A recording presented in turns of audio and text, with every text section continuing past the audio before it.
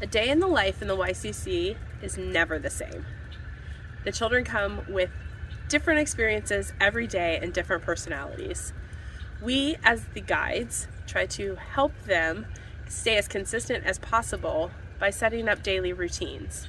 And our daily routine starts with everybody coming in at carpool time between 8:15 and 8:30. They put all their things away independently, they take off their shoes, they visit the toilet, wash their hands, and then they can choose their work. Sometimes they need some help, but most of the time, after we've gotten through several weeks of the consistency, they can choose their own activities. We have a snack at about 9:15 or 9:30, which is a social time where we all sit down together and share some fresh fruit and a starch, usually Cheerios or goldfish, along with the vegetables and fruits. We try to vary it seasonally so that they are experiencing foods that maybe they're not experiencing at home. We then transition back into work.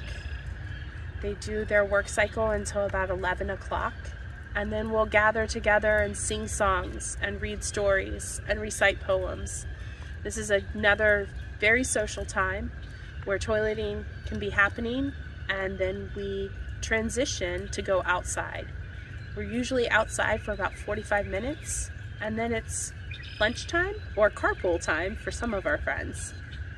Lunch becomes very social, and sometimes about that point we're having some breakdowns and we're very sad, but we eat together and we talk about our food and our experience out on the playground to engage them in that social context of what a meal is like.